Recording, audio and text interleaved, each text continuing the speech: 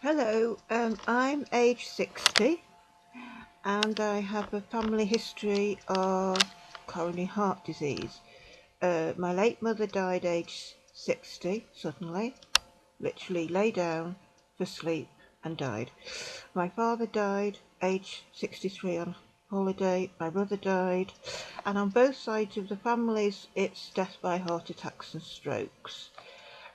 My late mother and father were actually second cousins, so this heightens everything. So all during my childhood, it's everybody dying.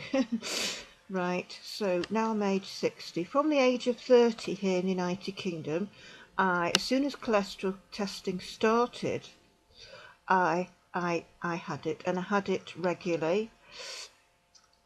And it was always, I was told it was fine. It was fine. I didn't ask for numbers because I don't think at that time I was told I should be asking for numbers. But of course you go to the doctor, you have a test and you're told it's fine. And you think, well, it's fine, don't you? And this continued until my 50s. Then I started having emergency admissions with chest pains to casualty. Discovered I had, high blood pressure. And then eventually I was told my cholesterol level was high and I needed to be on statins. This is where I'm coming to. So probably about the age of 56 I was put on statins, 56, 57, I can't remember exactly. And I would ask my GP, once a year they do the blood test, and I'd say, how is it? Fine, fine, fine. What are the numbers? Oh, well, it's fine, everything's fine. And of course, you ask a doctor a question and they respond, well, it's fine. Where do you go from there? Because it's like you're questioning the doctor's judgment. It's like the doctor can take offence and say, well, I've just told you it's fine. Why do you need to know the numbers? All you need to know is that it's fine. And I do remember asking healthcare assistants and quoting numbers, and so we said, well, that's fine. You are below 5. 5 is the magic number. It's all very technical with cholesterol, so I don't know the ins and outs and everything. So, but 5 is the number. This is a number that has been decided upon and agreed upon by a consensus, because somebody has to make the decision. What is the level at which a person is considered to have high cholesterol? And that is the question. What is the level? What should it be? Should it be 3? Should it be 4? Should it be 5? Should it be 6? So you've got all the clever clogs in the world, all the clever clogs in the United Kingdom, all the cardiologists and the professors and everybody. And as it is with everything in life, there will be differences of opinion. There's always differences of opinion, but you have to come to an agreement somehow. So the decision, when it was made, was the magic number is 5. So if your cholesterol is tested and you are below 5, then you are considered to be fine, and there's nothing for you to worry about, nothing for you to be concerned about, right? You are considered to be fine, and you just use your common sense. And if you are and you have to remember, if you are under 5, you will not be put on any medication. This is the most important thing. So if you're tested, you want to get your cholesterol tested, and they say the result is 4.6, you will be told your cholesterol is fine. Right? So you're not going to be thinking about modifying your diet. You're not going to be thinking about extra exercise. You will think, I'm fine. I'm one of the lucky ones. My cholesterol is low. I'm fine. And that's what I thought. Because of my family history, I've always ate healthily. Always ate healthily. Because it's like hangs over you for the whole of your life when you see that your mother's dropped dead in the lounge. So it hangs over you. So I've always sort of exercised and healthy life and done everything by the book. Now, at the age of 56, I was told I needed to go on statins, right? That you have to go on statins. The doctor knew I ate healthily, but clearly this wasn't doing it. He said I needed to go on statins. Of course, he didn't give me the number. He just told me you need to go on it, and it's high. It's a bit high. That's, you know, how they say it. It's a bit high. You need to go on it. Statins. It was then left for a year before I was tested again. The guidelines here in the UK generally are that cholesterol testing for say somebody like me who's chronically sick with various things is once a year. There's going to be, perhaps if people are fit and healthy, it might be once every 5 years, but somebody like me who's chronically sick with severe ME, and I've got high blood pressure, which is on medication for, and I'm on of course I'm on statins now, and the underactive thyroid, and I've got severe ME. So what they do is they do the routine bloods every year. This has been going on for years and years, right? The routine bloods, which is part of health, trying to keep an eye on you, because there's no cure for ME. So that's one of the things they're doing to try and help you, is to try and check you out with everything else, because maybe they can help you in some other way. They can't help with ME, so at least we can keep an eye on your blood pressure and your cholesterol. But you have to remember, I've been told it was okay. Now, there were problems with chest pains after that, even though I was put on cholesterol now and again, being admitted to hospital. Every time I was at 999 admitted, it would be, all the tests would be done. Well, not all. This is it. It's what tests are done. The routine tests, ECG, always clear. The bloods that they take, always at casualty, fine, no problem. My past lung X-ray, fine. Everything's fine, and it just goes on like that, and I keep having my cholesterol tested and I'm told it's fine. Things came to a head where I was experiencing sort of continuous low-grade chest pain. This was a change of symptoms. I'd never had this before. It's just going on and on, day and night, coming and going, very low-grade pain, but you're thinking, well, why is it, you know, it's weird. Going down the left arm, tingling fingers, the neck, the whole thing, right? But very low grade pain. But obviously something was going on, and I thought, I want to get to the bottom of this. I hadn't been satisfied with the cardiologist I'd seen on the National Health. I felt was being fobbed off. He didn't do anything different to what had already been done. He just took my pulse, told me my heart was beating, the usual ECG. He didn't do a treadmill test, which one would have thought he perhaps should have done, I think. I was hoping that he would suggest that, but he didn't. And it was basically discharge. It's like, well, I don't need to see you again. And of course, to get back, I had this low-grade chest pain going on 10 days. And of course, emergency admission and still not being able to find out what's going on. And I decided to go private. So I saw a cardiologist private within 48 hours. He did a V scan. The mechanics were quite happy, you know, with the heart functioning. I did a treadmill test, which I paid for myself, which cost me £369.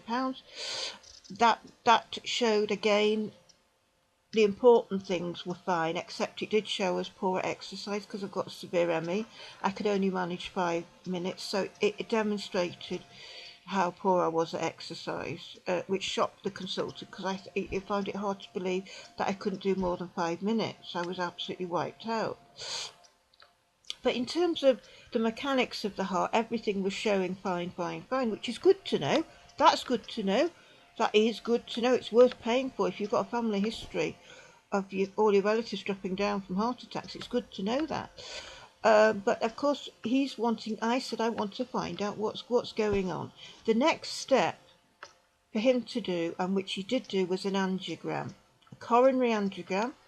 With me, he put the catheter into the wrist, and they inject a dye. Right, you are awake when it happens. I find it fine, and they then have a wire up, and then they're basically taking photographs to see your arteries. They have to see what's going on inside your arteries, right? And I had that procedure, and I would say if you can cope with root canal treatment, dental, you could cope with an angiogram. I'd rather have an angiogram than root canal, quite honestly. I'd rather have an angiogram than some of the fillings I've had. It's been so painful, but this was fine. Of course, it's a serious procedure. It is a serious procedure. There's always so many 10,000 people could perhaps have a stroke, or so many million, I don't know, could die, you could have a heart attack. There's always, but you know, I considered it very important because I wanted to know what was going on. And the cardiologist did tell me I was high risk of a heart. He said I was high risk. There's no doubt about it. He's no messing, straight there. You are high risk, and in his clinical judgment, even though he's being paid, he said you need a angiogram. It made sense. The angiogram cost me £2,400, which I felt was worth it. Even if they'd found my arteries clear, that would have been fantastic.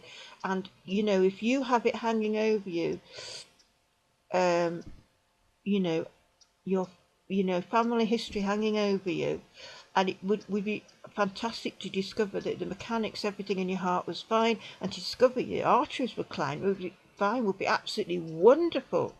And I thought, well, it's going to help even to find that. I mean, psychologically on every level, you're just going to feel, wow, this is amazing. But of course that didn't happen. What he found was I had moderate coronary heart disease. So I'm lying in bed, I'm a day patient, and the question that occurs to me is this. It is March 2016. In October 2015, so 4 or 5 months ago, I was told that my cholesterol was fine. That's what I was told. That's what I was told. Now, this is what you've got to think about. If my cholesterol level was fine, then how come this cardiologist found that I had moderate coronary artery disease? If my cholesterol was fine, he should not have found, never mind moderate coronary heart disease, he shouldn't have found mild coronary heart disease. He should have found nothing. Those arteries should have been clear. And this is the point of the video, and it's about questioning this figure 5, because this figure 5 is the holy grail. This is what all GPs in the United Kingdom have as their guideline set up by the powers that be, that if when they do a blood test for cholesterol, if the results show under 5, then you are fine. If your results are under 5, then you won't need to go on any cholesterol reducing medication.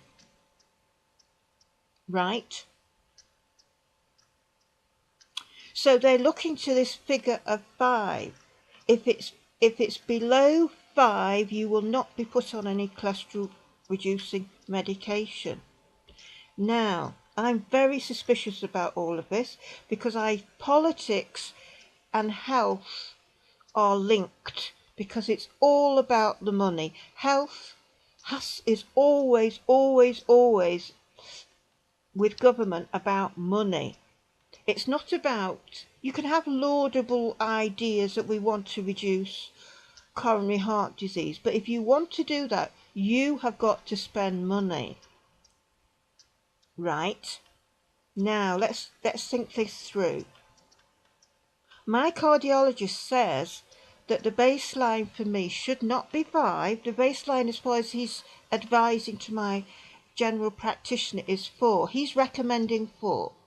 He has to suggest it. He has to recommend it. He can't tell a GP 4. He has to recommend it. In my clinical view, I would recommend 4. But the heart people, all the, the guideline people in the United Kingdom say 5. There's another very important figure, and that is 3. and that is 3 for the UK. My consultant says no, it shouldn't be 3 for me, it should be 2. So my consultant is at odds with the recommended guidelines. In other words, his thinking is different, right? He's at the top of his game. He's a cardiologist. He can recommend to a GP, this is what I think, and he can do that because he's a cardiologist, right? And so the GP is obliged to consider what the cardiologist has said, but he or she as a GP is not obliged or not mandatory required to do what that consultant advises, right? This is very important. So a private consultant can say, I recommend that the Holy Grail of 5 should be reduced to 4 for this patient and reduced from 3 to 2 for this patient.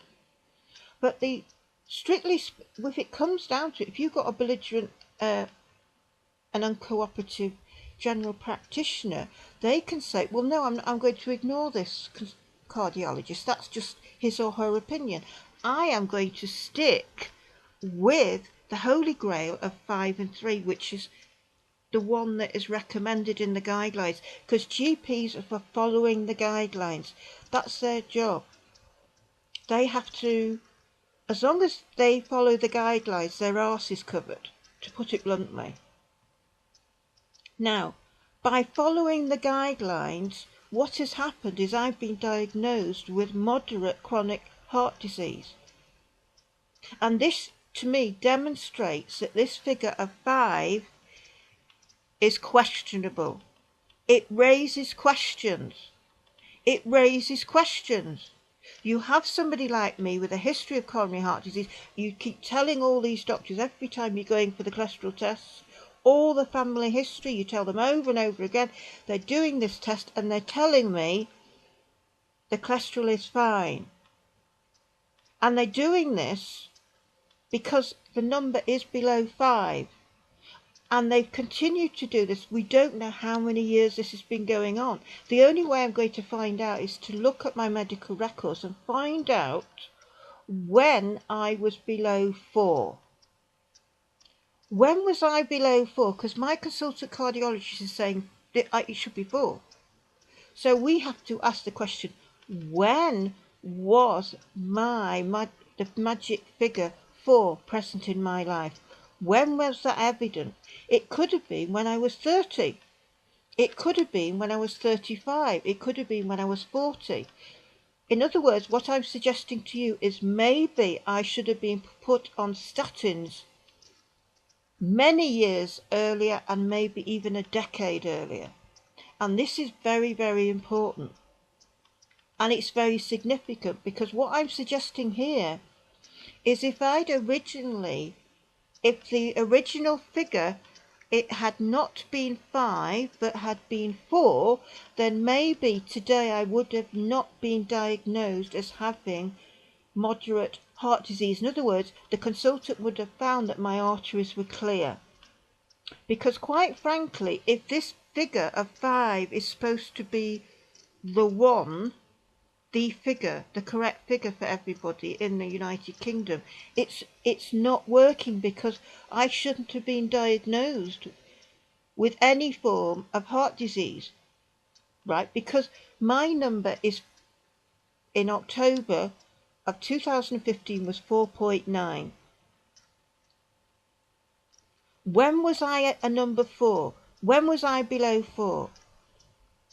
At what age would I have been 4? What age would I have been below 4? This is very concerning.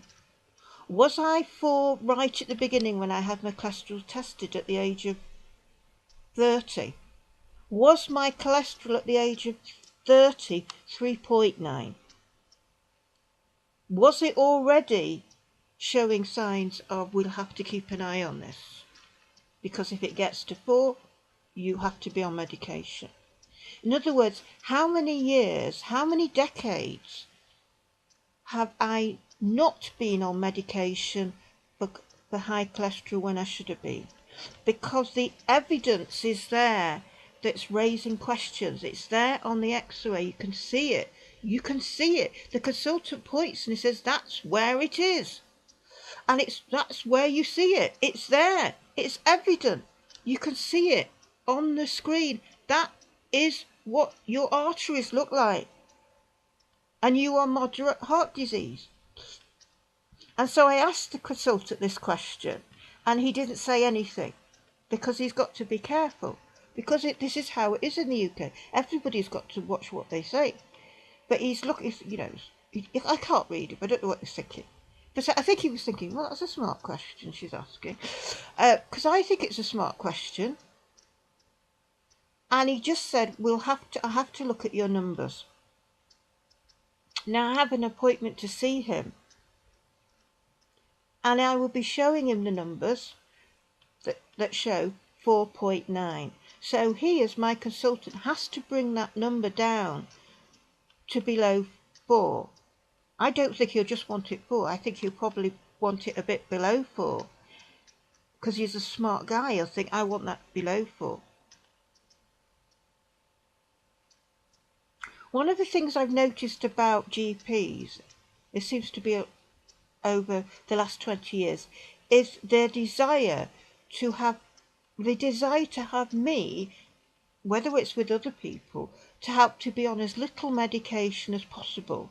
Now that is a very admirable goal, right? It makes sense. Why be on tablets if you don't need to be on tablets?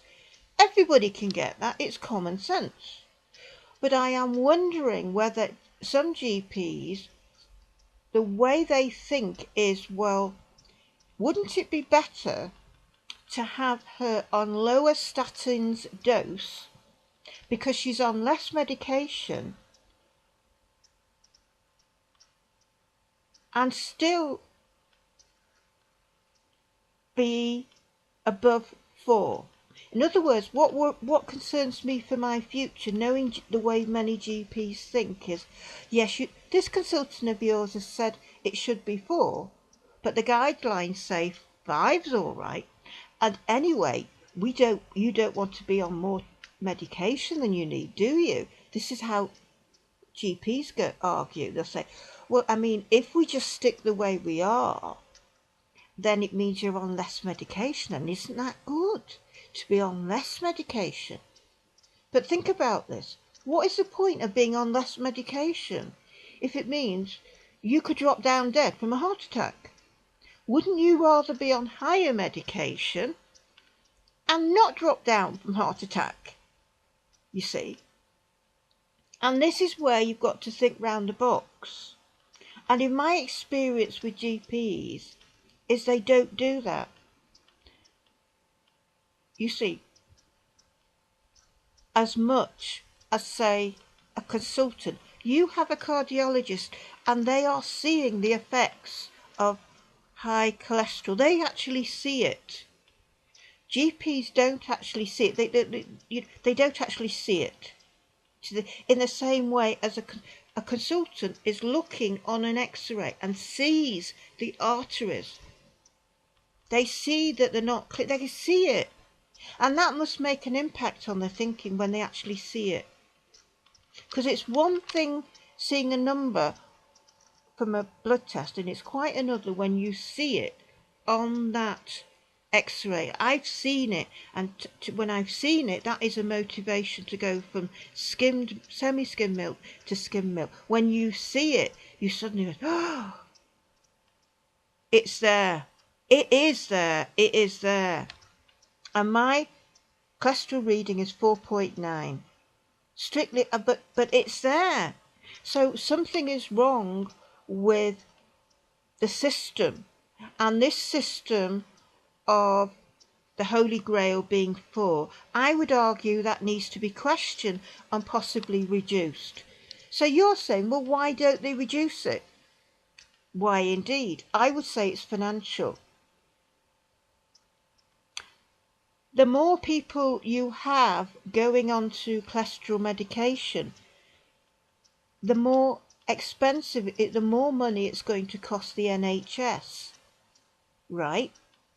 Think of how expensive it would have been to say, let's say I'd been put on statins 15 years ago, for argument's sake. Just say it was 15 years ago. I should have, instead of being put on statins 4 years ago, perhaps I should have been put on it 15 years ago.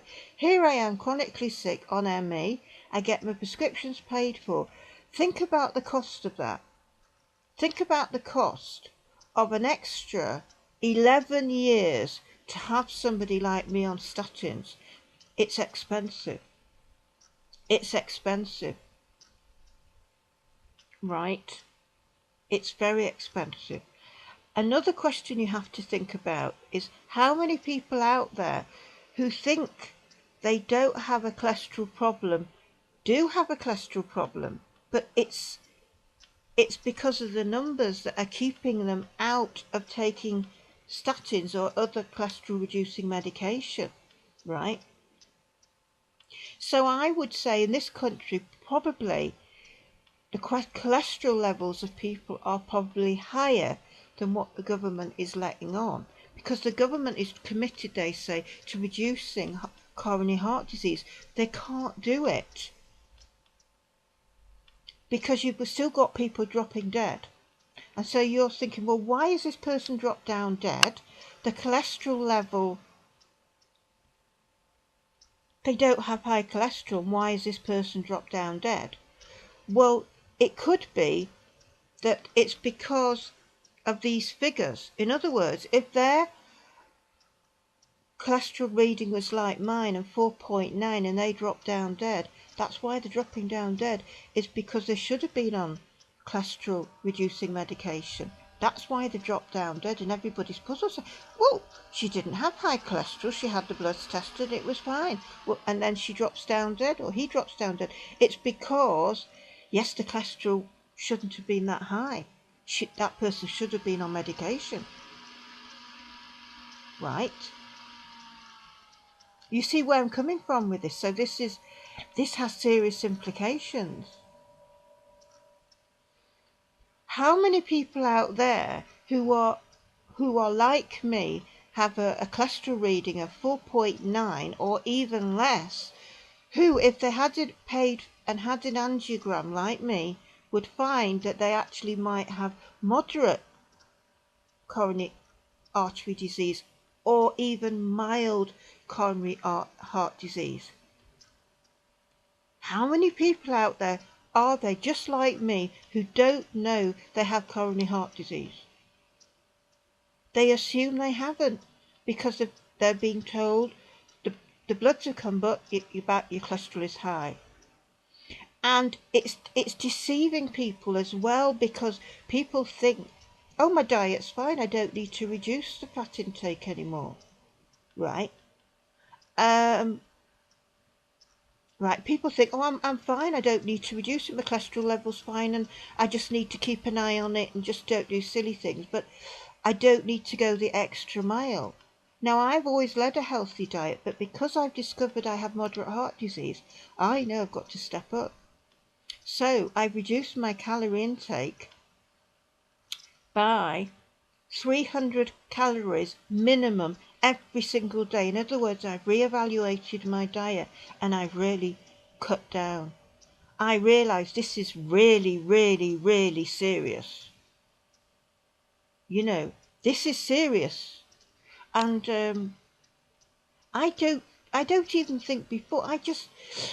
What irritates me is that doctors, GPs are so busy trying to reassure patients that they're not putting the fear of God into them, which I think they should. I think fat patients need to be told, you are fat. And if you go on like this, I can see you dying before the age of 40. I can see you having a heart attack before the age of 40. You will not have a long life. I just wish that this political correctness of not offending anybody, and particularly the patient, would just change here in the UK.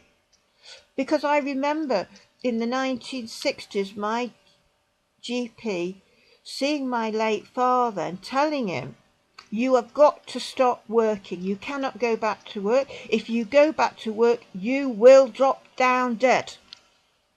That is what my GP told my late father, and that is what the GP told me, because he said you have got to keep an eye on him and make sure he does what he's supposed to do.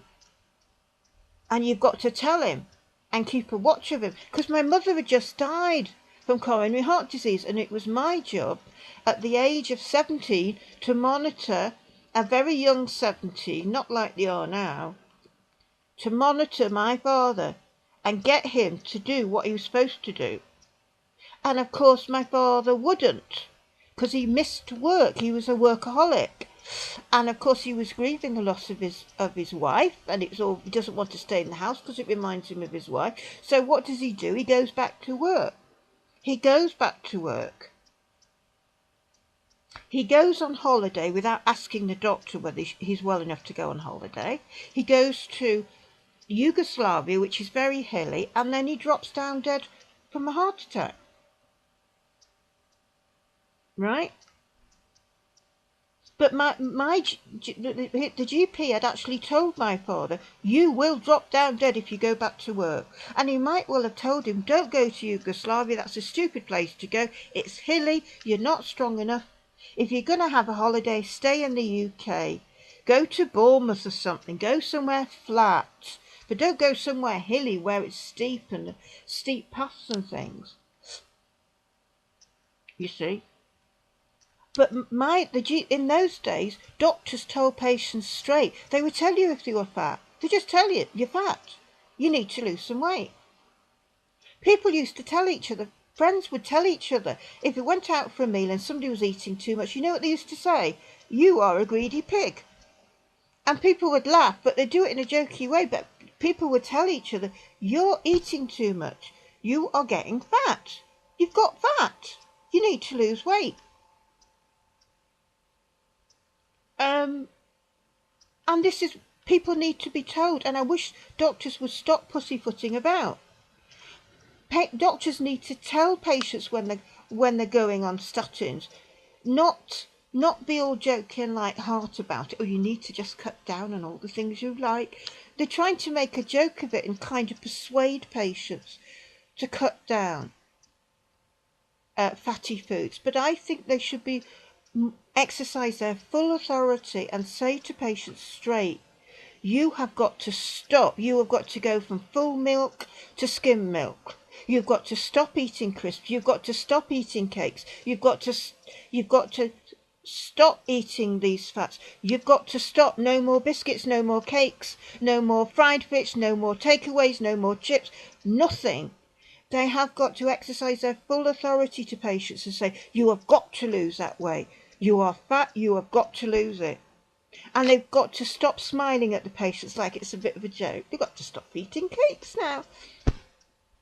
We've got to stop pandering and treating the adults in the United Kingdom like silly children. Well, we are silly children in the UK. We are silly. We are obese nation. We are a fat nation. We are a greedy nation. We eat too much. We drink too much. We are lazy. We don't want to be offended and told we're fat. We don't want to be offended and told we're eating like a pig, that you're a glutton, that you're greedy. I mean, if I was a doctor, I would tell the patient, I expect you to lose weight. And I expect to see a weight loss. Put the fear of God into these people. But of course the British will take offence. Oh, it's my human right to be fat. It's my human right to be obese. I'm beautiful and obese. I am not a glutton. I'm exercising my free right to eat as much as I want. I have the human right to be a glutton. I will exercise my human right. I will go to Switzerland, I can do what I want,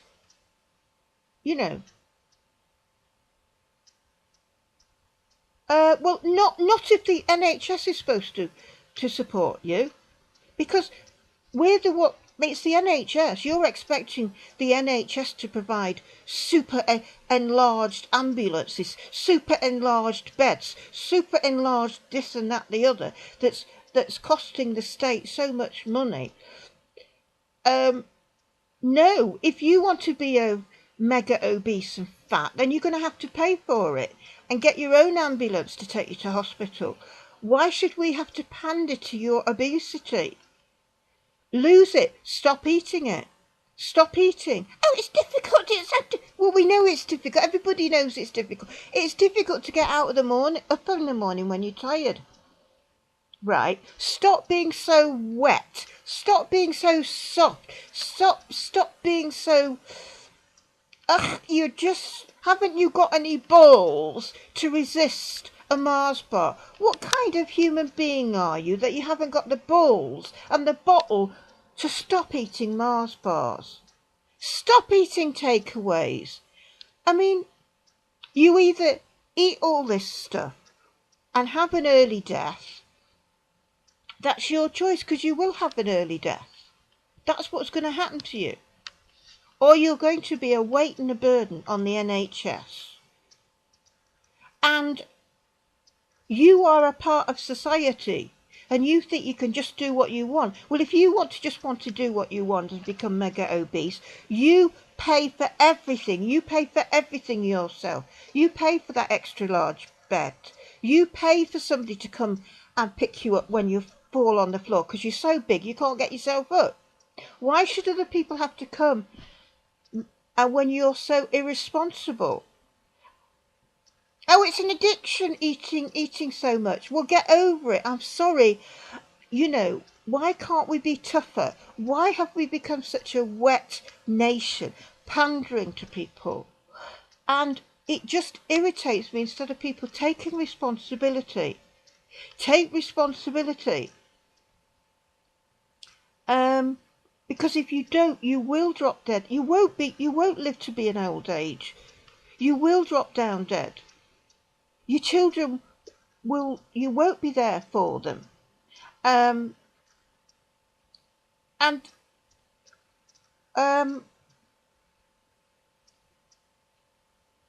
Everything in life is difficult. Life is meant to be difficult. Everything is life. Learning to drive can be difficult.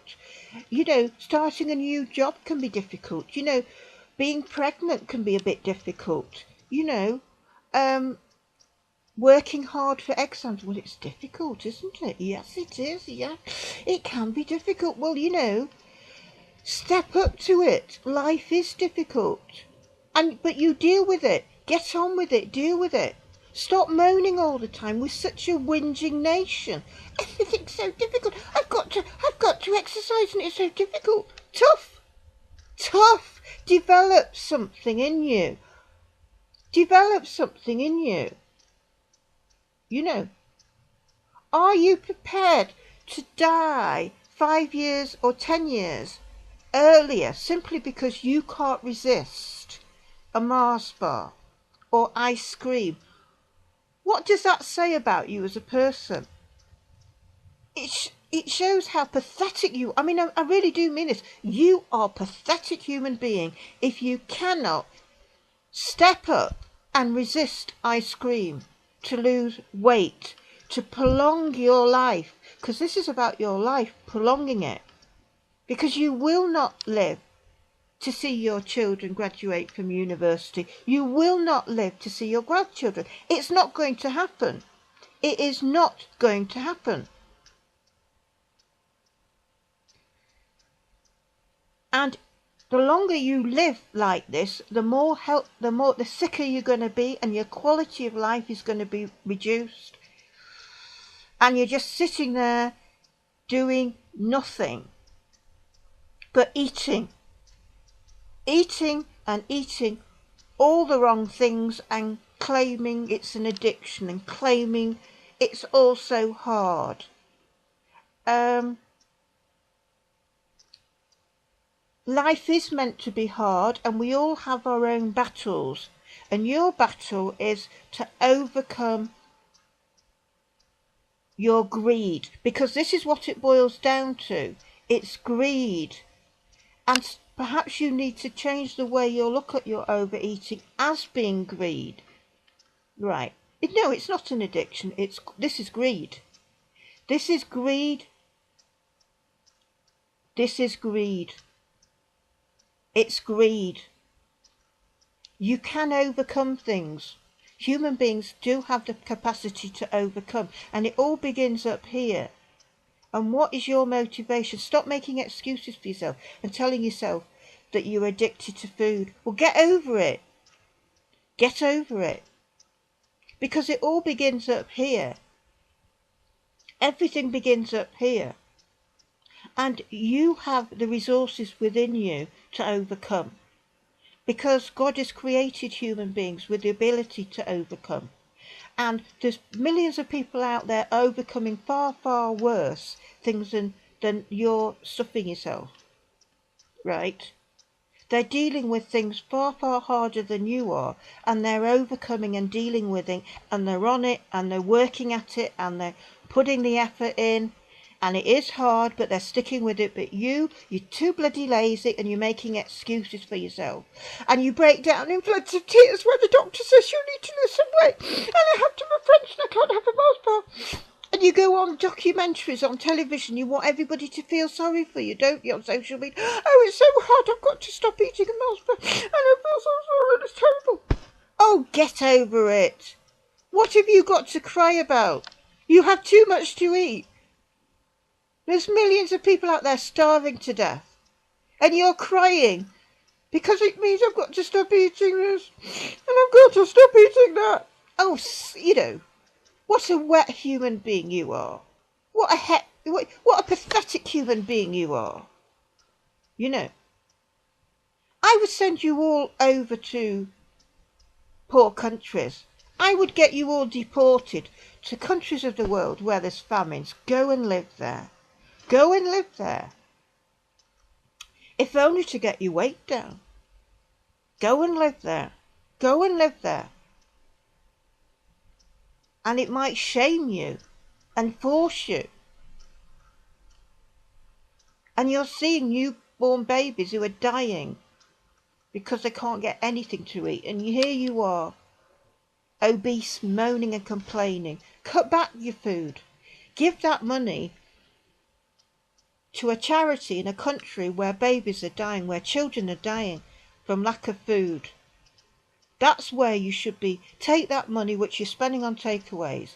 Take that money that you're spending on your Mars bars and your this and your that and your ice cream and this, that, and that. Take the money and put it and give it to people who need money for food just to live, just to live. And that itself should be a motivator. And stop feeling sorry for yourself. Step up, develop some grit. And you're going to say, but it's so hard, it's so hard. Well, so what if it's hard? Get over it. Do it. There's no excuse for not doing it just because it's hard. Because something is hard, it doesn't mean you don't do it. It just means it's hard. Everybody knows it's hard. Life is hard. It's meant to be hard. Life is not meant to be easy. This is what you have to understand about life. God has not ordained things to be easy. Everybody has something hard in their life to deal with. And the point is that we're supposed to step up to it and overcome it, or try and overcome it, or deal with it. That is the point of hard things in life, is to deal with it. Because dealing with the hard things in life, trying to tackle it and overcoming it, is about developing the inner person, developing qualities in you, developing strength of character, to develop the inner self, to become more of who you are, becoming a greater and better person, a more inner strong person, a more determined person, a persevering person, a person who has got grit, a person who fights against the odds. It's about developing you to become better than what you are, instead of being a slothful, greedy person sitting on, you know.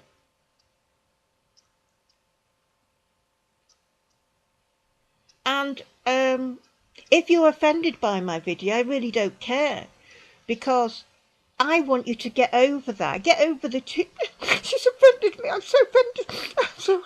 She said I was fat. So what? Get over it. Get over it. I need to lose some weight. I'm 60. I am from the BMI point of view, I'm on target. I'm 25, but I do need to lose some weight. I need to lose a stone.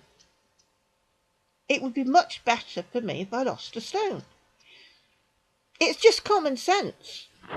It's just common sense. I look at myself and think, yeah, you look and you think, yeah, you're a little bit overweight, you need to lose a stone. And it can be done.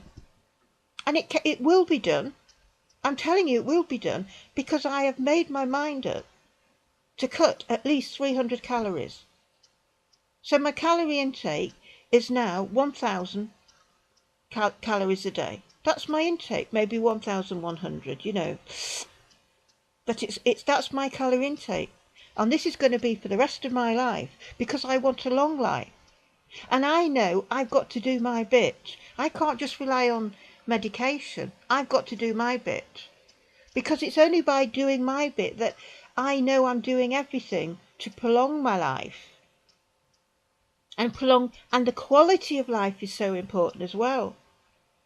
I don't want in 8 years' time to find that I need stents. Because stents, privately, if my cardiologist found in, say, 8 years' time I needed stent, at the moment, one stent on the privately is £11,000. Right, one stent. So we're talking could be £20,000 to have 2 or 3 stents privately. But you see, for somebody like me, that might be necessary in the future. So what else am I doing to help myself? I'm saving as much money as possible, because I'm planning ahead for the worst case scenario. Right?